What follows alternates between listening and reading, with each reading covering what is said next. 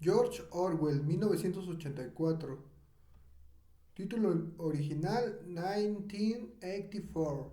Primera parte.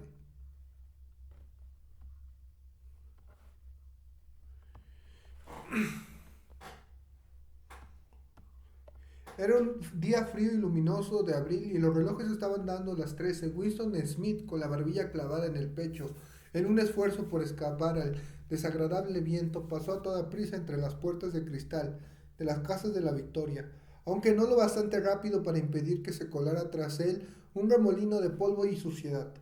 El vestíbulo olía a col hervida y a esferas viejas. En un extremo habían colgado la pared del cartel coloreado y demasiado grande para estar en el interior. Representaba solo una cara enorme, de más de 1 metro de ancho, el rostro de un hombre de unos 45 años con un espeso bigote negro y facciones toscas y apuestas. Winston se dirigió a las escaleras. Era inútil tratar de coger el ascensor. Raras veces funcionaba y en esos días cortaba la corriente eléctrica durante las horas diurnas. Era parte del impulso del ahorro en preparación para la semana del odio. El apartamento estaba en el séptimo y Winston, que tenía 39 años y una úlcera varicosa en el tobillo derecho, subió despacio, parándose a descansar varias veces. En cada relleno enfrente del hueco del ascensor, el cartel con el rostro gigantesco lo contempló desde la pared. Era uno de esos carteles pensados para que los ojos te sigan cuando te mueves. El hermano mayor vela por ti, decían el eslogan al pie. Dentro del apartamento una voz pastosa estaba leyendo una lista de cifras relacionadas con la producción de hierro en lingotes. La voz procedía de una placa oblonga de metal parecida a un espejo empañado que formaba parte de la superficie de la pared derecha. Winston encendió una luz y el volumen de la voz disminuyó un poco. Aunque las palabras siguieron siendo comprensibles, el instrumento, la telepantalla, lo llamaba, podía atenuarse, pero no había manera de apagarlo del todo. Winston fue hacia la ventana, una figura pequeña y frágil cuya delgadez acentuaba el mono azul del uniforme del partido. Su cabello era muy rubio y tenía el rostro rubicundo, y con la piel curtida por el tosco jabón, las hojas de afeitar embotadas y el frío de invierno que acababa de concluir. Fuera, incluso a través de la ventana cerrada, el mundo parecía frío. Abajo en la calle, pequeños remolinos de viento formaban espirales de polvo y papeles rotos. Aunque lucía el sol y el cielo tenía un intenso color azul, todo parecía desvaído, excepto los carteles que habían pagados por todas partes. El rostro de los bigotes negros observaba desde todas las esquinas. Había uno en la casa de enfrente, el hermano mayor vela por ti, decía el eslogan, mientras los ojos oscuros miraban directamente a los de Winston en la calle. Otro cartel rasgado por una esquina aleteaba el viento, cubriendo y descubriendo alternativamente la palabra Soxin. A lo lejos, un helicóptero volaba entre los tejados. Se cernía un movimiento como un moscardón y volvía a alejarse describiendo una curva. Era la patrulla de la policía que se asomaba a las ventanas de la gente. No obstante, lo malo no eran las patrullas, sino la policía del pensamiento. Detrás de Winston, la voz de la telepantalla seguía hablando del hierro en lingotes y del cumplimiento del noveno plan trienal. La telepantalla recibía y transmitía al mismo tiempo. Era capaz de captar cualquier sonido que hiciera Winston por encima de un susurro muy bajo. Es más, mientras estuviera en el campo de visión dominado por la placa metálica, podían verle y oírle. Por supuesto, era imposible saber si te estaban observando o no en un momento dado. Con qué frecuencia, con qué sistema la policía del pensamiento encendía la placa, de cada cual eran puras conjeturas. Incluso era concebible que vigilaran a la vez a todo el mundo, pero en cualquier caso podían conectarse contigo cuando quisieras. Tenías que vivir y la costumbre que acababa por convertirlo en un instinto dado por sentado que escuchaban hasta el último sonido que hacías y que, excepto en la oscuridad, observaban todos tus movimientos. Winston continuó de espaldas a la telepantalla. Era más seguro, aunque sabía muy bien que incluso una espalda podría ser reveladora. A 1 kilómetro de allí, el Ministerio de la Verdad, su lugar de trabajo, se elevaba blanco e inmenso sobre el lúgubre paisaje. Eso pensó con una especie de vaga repugnancia. Era Londres, la principal ciudad de la franja aérea 1, a su vez la tercera provincia más poblada de Oceanía. Hurgó en su memoria, en busca de algún recuerdo de infancia, que le dijera si Londres había sido siempre así. había habido siempre esas vistas de casas destartaladas del siglo XIX, con los costados reforzados, con tablones de madera, las ventanas tapadas con cartones, el tejado cubierto con planchas de hierro ondulado y las absurdas tapias de los jardines inclinadas en todas las direcciones. Y esos sitios bombardeados, donde el polvo de la escayola se arremolinaba con el viento y las adelfas, cubrían los montones de cascotes y los lugares donde las bombas habían cubierto un hueco mayor, y habían surgido sordinas colonias de casas de madera que parecían gallineros. Pero fue inútil, no pudo recordarlo, no conservaba desde su infancia más que una serie de imágenes muy luminosas, sin el menor trasfondo, que le resultaban casi ininteligibles. El Ministerio de la Verdad, el Miniver, una nueva lengua, era inquietante, distinto de los demás edificios. Era una gigantesca estructura piramidal de reluciente cemento blanco que se alzaba una terraza tras otra, a más de 300 metros de altura, desde donde Winston podía leer celebrados con una elegante caligrafía en la fachada blanca las tres eslóganes del partido: la guerra es la paz, la libertad es la esclavitud, la ignorancia es la fuerza. Se decía que el Ministerio de la Verdad tenía 3.000 habitaciones por encima del nivel del suelo y sus correspondientes ramificaciones bajo tierra. Desperdigados en Londres, había solo tres edificios de tamaño y apariencia parecidos. Empequeñecían de tal modo la arquitectura de los alrededores que desde el tejado de las casas de la Victoria se divisaban los cuatro a la vez. Era la sede de los cuatro ministerios en los que se dividía todo el sistema gubernamental: el Ministerio de la Verdad, que se ocupaba de las noticias, los espectáculos, la educación y las bellas artes; el Ministerio de la Paz, encargado de los asuntos relativos a la guerra; el Ministerio del Amor, que se ocupaba de mantener la ley y el orden; y el Ministerio de la Abundancia, que era responsable de los asuntos económicos. Sus nombres en nueva lengua eran Miniver, Minipax, Minimor y Minidancia.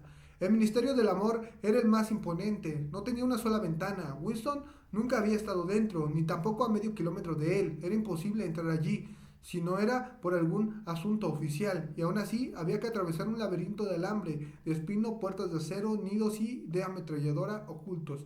Incluso las calles que conducían a las barreras exteriores estaban patrulladas por guardias de uniforme negro, cara de pocos amigos y armados con cachiporras.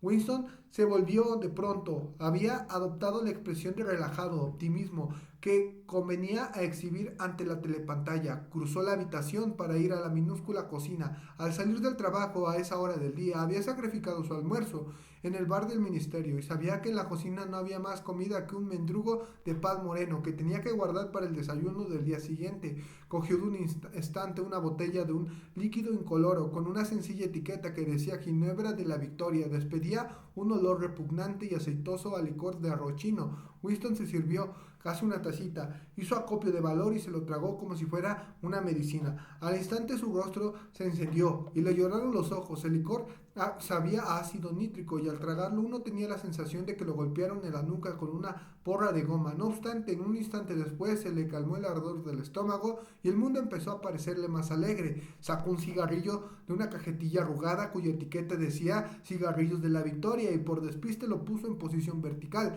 de modo que el tabaco acabó en el suelo.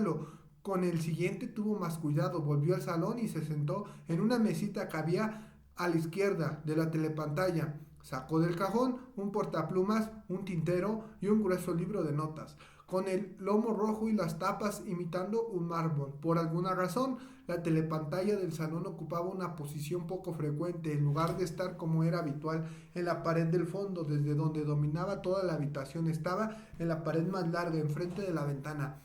A un lado había un pequeño hueco donde estaba sentado Winston y que cuando se construyeron los apartamentos probablemente se concibiera para instalar una estantería. Sentado en aquel hueco lo más pegado posible a la pared, Winston quedaba fuera del campo de visión de la telepantalla. Por supuesto, aún podían oírle, pero mientras siguiese allí no podrían verle. En parte era esa peculiar disposición de la sala a la que le habían sugerido lo que estaba a punto de hacer. No obstante, también se le había sugerido el libro que acababa de sacar del cajón.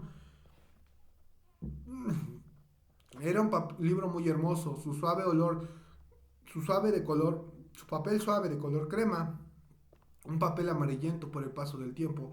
Hacía al menos 40 años que no se fabricaban, aunque lo más probable era que fuese mucho más antiguo. Lo había visto en el escaparate.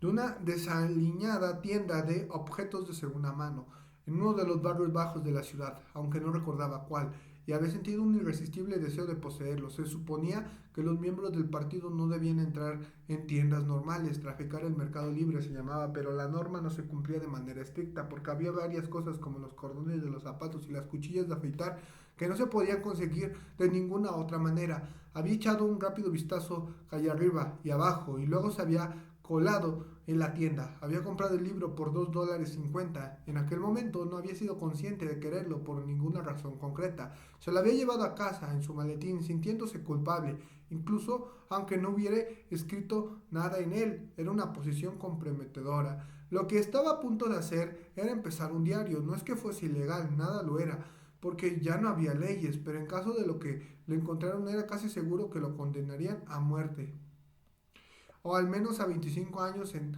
un campo de trabajos forzados. Winston colocó un plumín en el portaplumas y lo chupó para quitarle la grasa. La pluma era un instrumento arcaico que rara vez se utilizaba ni siquiera para firmar, y él había conseguido una furtivamente y con cierta dificultad, sobre todo porque tenía la sensación de que el precioso papel de color crema merecía que escribieran en él con una pluma de verdad en lugar de garabatear con un tinta lápiz. De hecho, no estaba habituado a escribir a mano, aparte de notas muy breves. Lo normal era dictarlo todo al habla escribe, lo cual evidentemente era imposible en este caso. Mojó la pluma en la tinta y luego vaciló un segundo. Le hicieron ruido las tripas. Marcar el papel era el acto decisivo. Con letra pequeña, torpe, y escribió 4 de abril de 1984.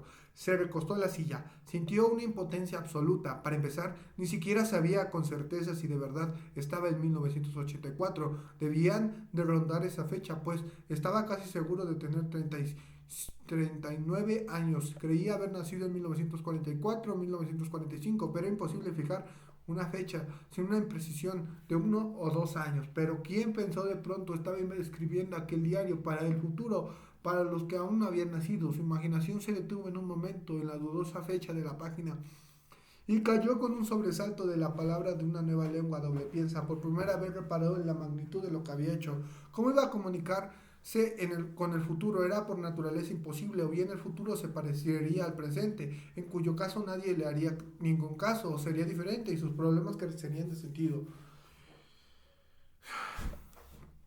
Se quedó un rato contemplando el papel como un idiota. La telepantalla había pasado a emitir una estridente música militar.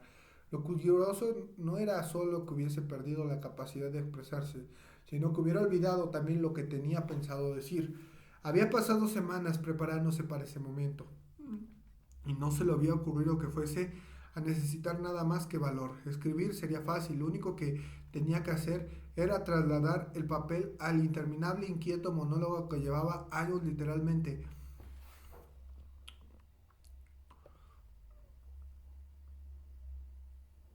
Escribir sería fácil, lo único que tenía que hacer. Rondándole por la cabeza en ese momento, no obstante, incluso el monólogo se le había olvidado. Además, la úlcera había empezado a picarle de manera insoportable. No se atrevió a rascarse, porque cuando lo hacía siempre se le inflamaba. Fueron pasando los segundos. No era consciente de nada, que no fuese la hoja de papel en blanco que tenía ante sus ojos, el picor de la piel por encima del tobillo, el estruendo de la música militar y la leve embriaguez producida por la ginebra. De pronto empezó a escribir como llevado por el pánico, solo consciente en parte de lo que hacía. Con su caligrafía pequeño pero infantil fue trazando líneas torcidas en la página y acabó desprendiéndose al principio de las letras mayúsculas y por el fin de los puntos y aparte. 4 de abril de 1984. Anoche fui al cine. Todo, películas bélicas. Una muy buena de un barco abarrotado de refugiados que abordaban en mitad del Mediterráneo. El público se lo pasó en grande, con los planos de un hombre muy gordo que intentaba huir a nado del helicóptero que le perseguía. Primero se le veía chapoteando en el agua como una marsopa, luego aparecía a través de la mira de las ametralladoras del helicóptero, después lo llenaban de agujeros. El agua se volvía de color rosa y se hundía como si los agujeros hubiesen dejado entrar el agua. La gente moría de risa al ver cómo se hundía. Luego había un bote salvavidas lleno de niños que sobrevolaba un helicóptero. Había una mujer de mediana edad, tal vez fuese judía, sentada a popa con un crío de unos 3 años en brazos. El bebé lloraba de miedo y ocultaba la cabeza entre sus pechos, tratando de protegerse. La mujer lo abrazaba y lo consolaba, aunque ella también estaba aterrorizada y procuraba taparlo como si creyera que sus brazos podían detener las balas. Luego el helicóptero soltaba una bomba de 20 kilos con un terrible resplandor y el bote se encendía como una caja de cerillas. Después había un plano genial del brazo de un niño volando por los aires y yo creo que debieron de rodarlo desde un helicóptero y hubo muchos aplausos en los asientos del partido, aunque una mujer de la parte de los proles organizó un escándalo y se puso a gritar que no deberían proyectar esas cosas delante de los niños, que no estaba bien delante de los niños, hasta que la policía la sacó.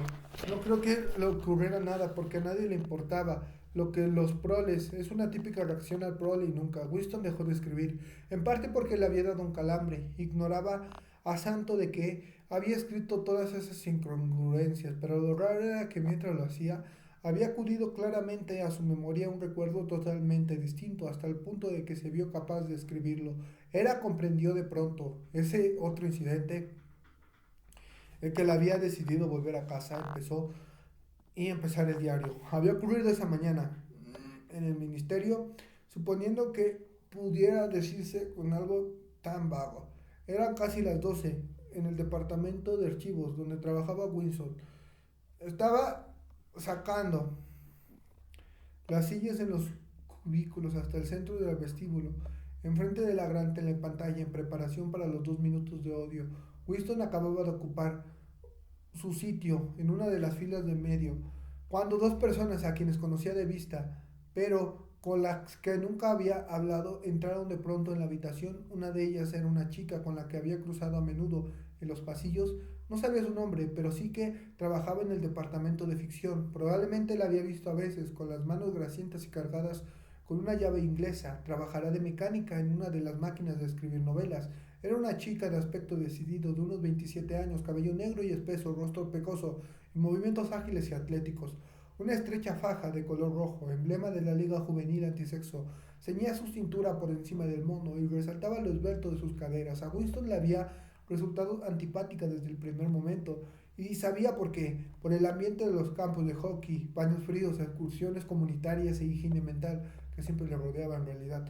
Les disgustaban casi todas las mujeres, y en particular las jóvenes y guapas. Siempre eran ellas, sobre todo las jóvenes, las más fanáticas seguidoras del partido, las que se tragaban todas las consignas, las espías aficionadas y las que se dedicaban a husmear cualquier forma de heterodoxia. Pero esa chica en concreto parecía más peligrosa que la mayoría. Una vez que se cruzaron en el pasillo, le había echado un penetrante mirada de soslayo que le había aterrorizado. Incluso llegó a pensar que pudiera ser un agente de la policía del pensamiento.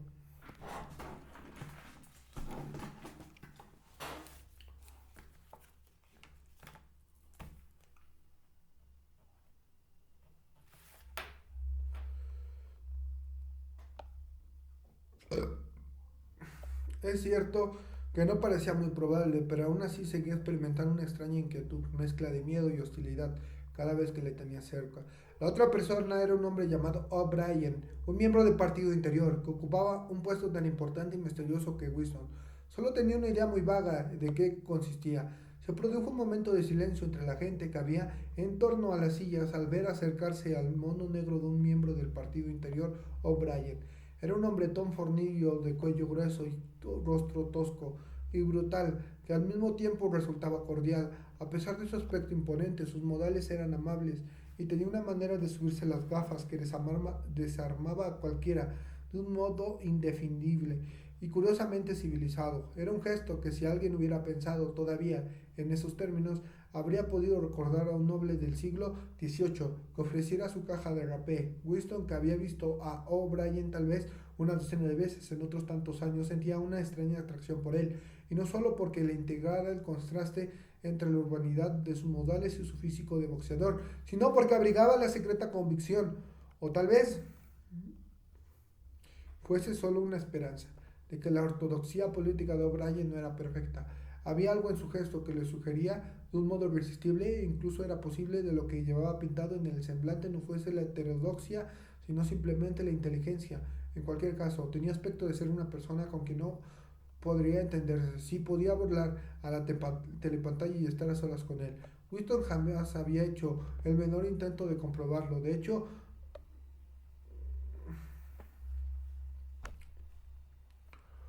De hecho, era imposible en ese momento. O'Brien echó un vistazo a su pulsera y vio que eran casi las 11 y decidió quedarse en el departamento de archivos hasta que terminaran los 2 minutos de odio. Ocupó una silla en la misma fila que Winston, a un par de asientos. En medio había una mujer menuda de cabello rubio que trabajaba en el cubículo contiguo al de Winston. La chica del cabello moreno se sentó justo detrás. Un instante después, de la telepantalla del fondo de la sala emitió un chirrido estridente y desagradable, como el de una gigantesca máquina sin engrasar. Era un ruido que ponía de los pelos de punta y hacía rechinar los dientes. Había pensado el odio.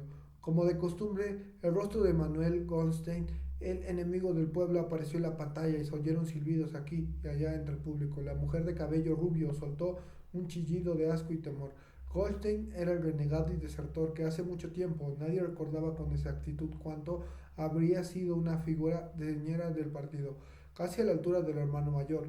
Luego se había dedicado a las actividades contrarrevolucionarias, lo habían condenado a muerte y se las había arreglado para escapar y desaparecer misteriosamente. Los programas de los 2 minutos de odio variaban a diario, pero no había ninguno en el que Goldstein no fuese el protagonista. Era el traidor por excelencia, el primero en mancillar la pureza del partido. Todos los crímenes subsiguientes contra el partido, todas las traiciones, los actos de sabotaje, las herejías y las subsiguientes contra el partido, todas las traiciones y las herejías, desviaciones emanaban directamente de sus enseñanzas. Seguía vivo y conspirando en desviaciones, emanaban directamente de enseñanzas y conspirando en algún sitio, tal vez al otro lado del mar, bajo la protección de sus amos extranjeros, quizá incluso, y así se rumoreaban de vez en cuando, oculto en algún escondrijo en la propia Oceanía. Winston notó una opresión en el diafragma. Era incapaz de ver el rostro de Goldstein sin sentir una penosa mezcla de emociones. Era una cara delgada de judío con una aureola de cabello blanco y despeinado y una barbita de chivo. Un rostro inteligente y sin embargo inherentemente despreciable, con una especie de estupidez senil en la fina nariz, en cuya punta se sostenían un par de gafas. Parecía el rostro de una oveja y su propia voz tenía un no que se vino. Goldstein estaba pronunciando su habitual discurso, envenenado contra las doctrinas del partido, un ataque tan exagerado y perverso que hasta un niño podía darse cuenta de que no se sentía en pie, aunque al mismo tiempo resultaba lo bastante creíble para causar la sensación de que otros, menos inteligentes que uno mismo, pudieran dejarse convencer. Estaba insultando al hermano mayor, denunciando la dictadura del partido y exigiendo la firma inmediata de la paz con Eurasia. Defendía la libertad de expresión, la libertad de prensa, el derecho de la reunión, el derecho de opinión. Gritaba histéricamente que habían traicionado a la revolución, que todo estaba al estilo rápido, posilábico, que parecía una parodia al estilo habitual de los oradores del partido. Incluso utilizaban palabras en nueva lengua, más de las que utilizarías en cualquier miembro del partido en la vida real. Y entre tanto, por si alguien dudaba de la realidad que ocultaba los engañosos disparates de Goldstein, por detrás de él, en la telepantalla, desfilaban las interminables columnas del ejército de Eurasia, filas y filas de hombres de aspecto robusto y rostro asiático impasible, que llenaban la pantalla y desaparecían para ser reemplazados por otros de aspecto exactamente idéntico. Las pisadas rítmicas de las botas de los soldados servían de trasfondo a los balidos de Goldstein. Antes de que hubieran transcurrido 30 segundos de odio, la mitad de los presentes estallaron en incontrolables exclamaciones de rabia.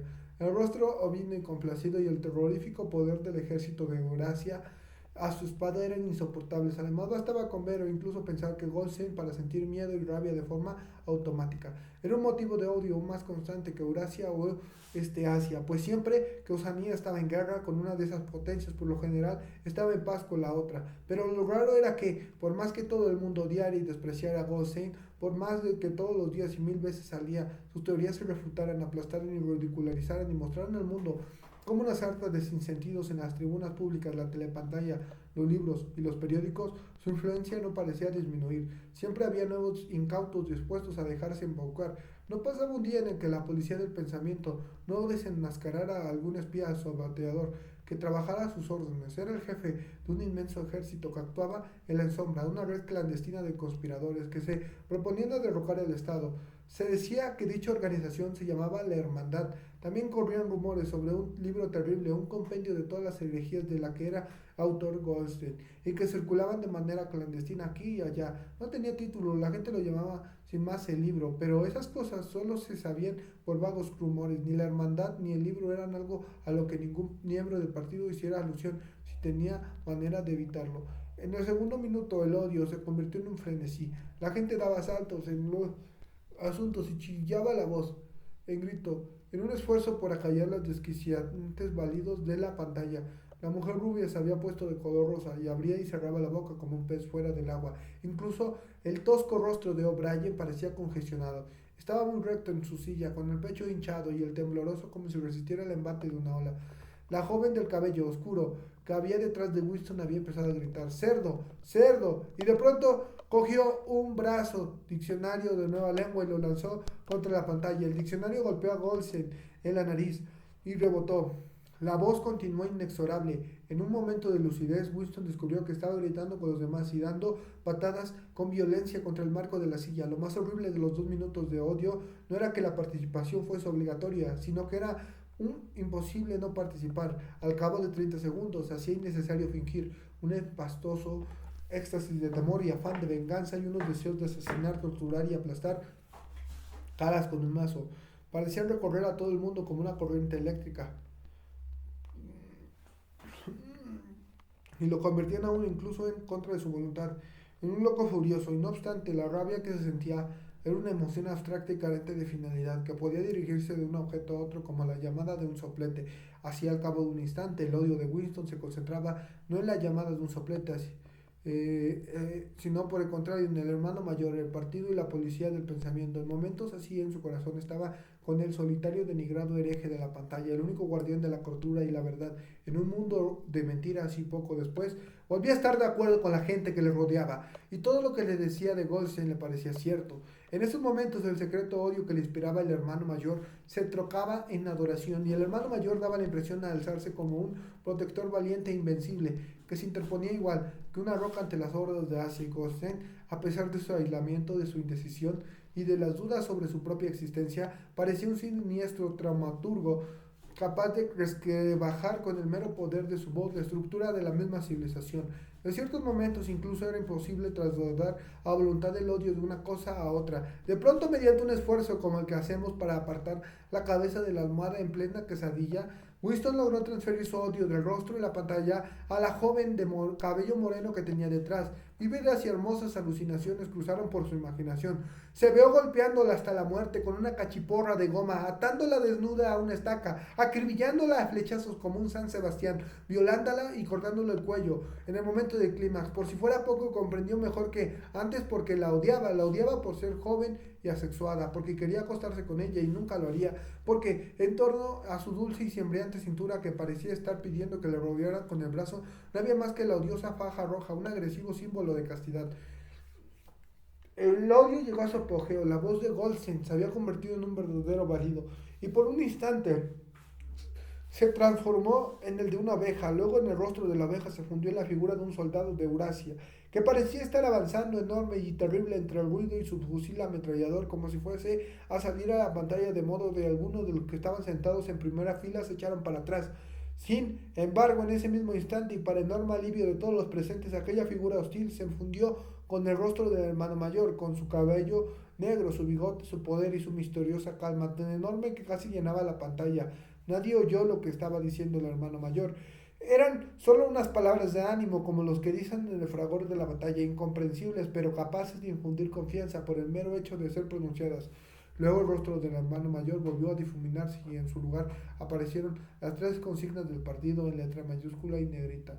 La guerra es la paz, la libertad es la esclavitud, la ignorancia es la fuerza.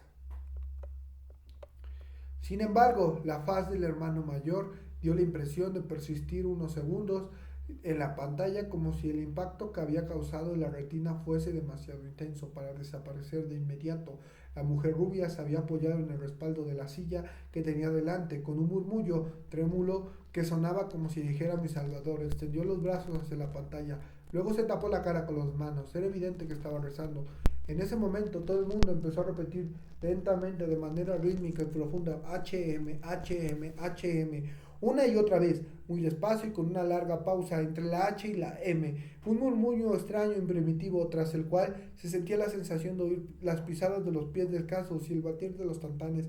Siguieron así al menos 30 segundos. Era una cantinela que se oía a menudo en los momentos de gran emoción. En parte era una especie de himno a la sabiduría y a la majestad del hermano mayor, pero aún más un acto de autohipnosis, una renuncia deliberada de la conciencia mediante un sonido rítmico. Wilson tuvo la sensación de que se lavan las tripas en los 2 minutos de odio que podían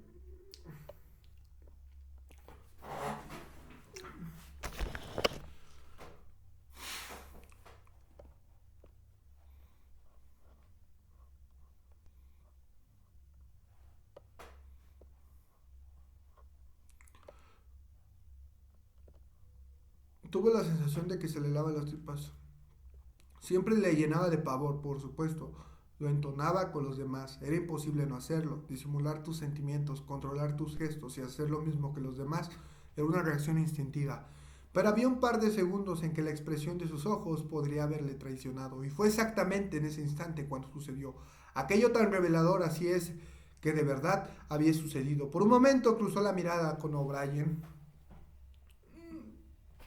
Este se había levantado, se había quitado las gafas y estaba volviendo a ponérselas con aquel gesto suyo tan característico, pero por una fracción de segundo sus ojos se encontraron y Winston sí supo, que O'Brien pensaba lo mismo que él. Había cruzado un mensaje inconfundible. Fue como si sus mentes se abrieran y sus pensamientos pasaran del uno al otro a través de los ojos. Estoy contigo, pareciera estar diciendo O'Brien, sé exactamente lo que sientes, comparto tu desprecio, tu odio, tu repugnancia, pero no te preocupes, estoy de tu lado. Y luego aquel instante de entendimiento habría concluido y el rostro de O'Brien había vuelto a ser tan inescrutable como el de cualquiera. Eso fue todo. Y ahora ni siquiera estaba seguro de que hubiera ocurrido. Incidentes así nunca tenían consecuencias, tan solo servían para conservar la fe y la esperanza en que, además de él, hubiese otros enemigos del partido. Tal vez los rumores de una inmensa conspiración clandestina fuesen ciertos. Después de todo, puede que la hermandad existiera realmente, a pesar de que las constantes detenciones, confesiones y ejecuciones era imposible. Estar seguro de que no fuese más que un mito. Algunos días lo creía, otros no, y otros había pruebas, solo indicios de pasajeros, que lo mismo podía significar alguna cosa o nada, retazos de conversación, oídos por casualidad, frases vagas, pintarrajeadas, en las paredes de los lavabos. Una vez incluso el movimiento de las manos de dos desconocidos al saludarse le había parecido una señal. Todo era conjetura, lo más probable era lo que hubiese imaginado. Todo. Había vuelto a su cubículo sin mirar. O'Brien apenas se le pasó por la cabeza. La idea de prolongar aquel contacto momentáneo habría sido muy peligroso, incluso si se hubiera ocurrido cómo hacerlo. Por un segundo o dos habrían intercambiado una mirada equívoca y ya está. Pero incluso eso era un suceso memorable en la soledad en que tenían que vivir. Winston se sentó más erguido, soltó un eructo, lo repitió el sabor de ginebra porque tenía en su estómago. Sus ojos volvieron a centrarse en la página. Descubrió que mientras recordaba había seguido escribiendo como impulsado por un acto automático.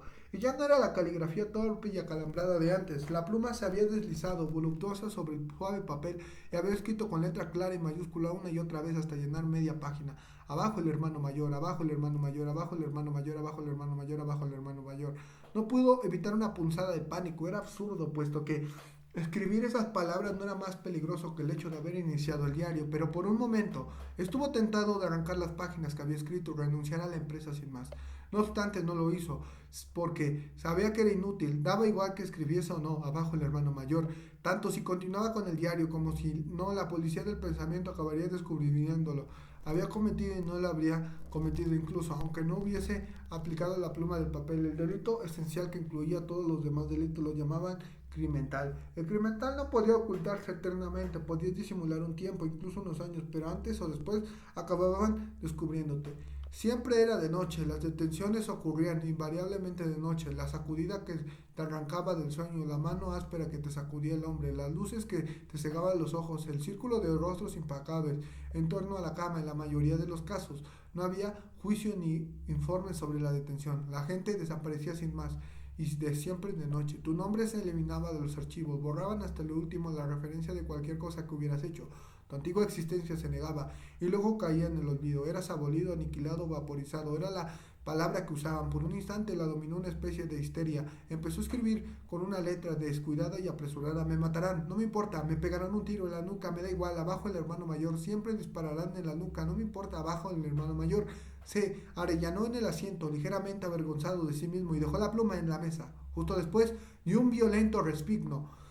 Había llamado a la puerta. Tan pronto se quedó quieto como un ratón, con la fútil esperanza de que quien quiera que fuese se marchara al ver que no habría. Pero no volvieron a insistir. Lo peor que podía hacer era demorarse. El corazón que latía como un tambor, aunque su rostro probablemente siguiera inexpresible por la fuerza de la costumbre, se levantó y se dirigió lentamente a la puerta. Al poner la mano en el tirador de la mesa, Winston reparó en que había dejado.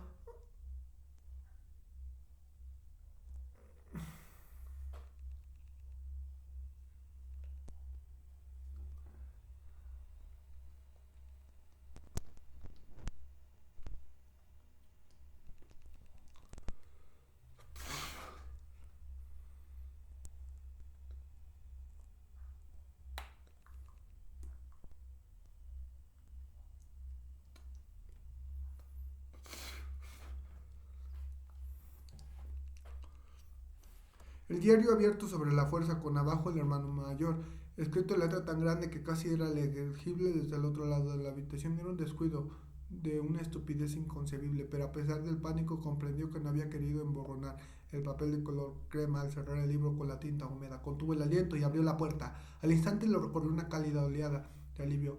Fuera había una mujer ajada e insulsa, con el cabello lacio y rostro surcado de arrugas. Oh, camarada, empezó con voz monótona y quejosa. Me habría parecido oírte entrar. Podrías pasar por mi apartamento y echarle un vistazo al fregadero de cocina. Se ha atascado. Y era la señora Parson, la mujer de un vecino del mismo piso. Señora era una palabra mal vista en el partido. Se suponía que había que llamar camarada a todo el mundo, pero con ciertas mujeres uno lo utilizaba de manera instintiva. La mujer tendría unos 30 años, pero parecía mucho mayor. Daba la impresión de que sus arrugas estuviesen cubiertas de polvo. Winston la siguió por el pasillo. Esas chapuzas eran una molestia casi diaria. Los pisos de la casa de la Victoria eran antiguos, les habían construido alrededor de 1913 y se encontraban en un estado ruinoso. La escayola se caía de los techos y las paredes, las tuberías reventaban cada vez que había una helada, había grotescas goteras siempre que nevaba. El sistema de calefacción funcionaba a medio gas cuando no lo apagaban, del modo por economizar. Las reparaciones que no pudieran hacer uno mismo tenían que ser autorizadas por remotos comités, que podían retrasar hasta 2 años la reparación del cristal de una ventana. No te habría llamado de haber estado Tom, dijo vagamente la señora Parson.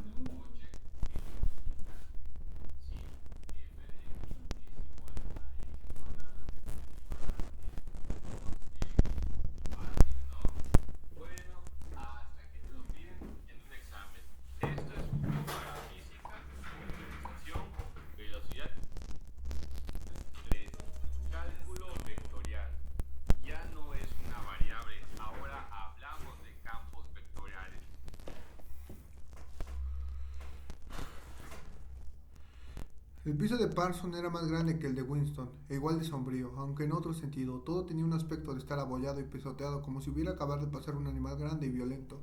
Tirados por el suelo había toda clase de objetos deportivos, bastones de hockey, guantes de boxeo, un salón de hinchado y un par de pantalones cortos sudados y vueltos al revés. Y sobre la mesa había un montón de platos sucios y varios cuadernos escolares muy manoseados. En las paredes había banderas rojas de la Liga Juvenil y de los espías y un cartel tamaño natural del hermano mayor.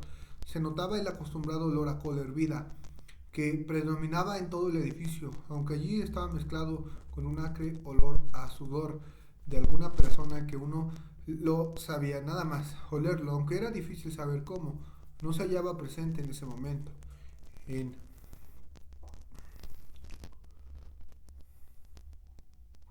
otra habitación, alguien con un peine y un trozo de papel higiénico se esforzaba en acompañar la música militar que seguía emitiendo la telepantalla. Solo niños, dijo la señora Parson, mirando aprensiva por la puerta. Hoy todavía no han salido y claro, tenía la costumbre de interrumpir sus frases por la mitad.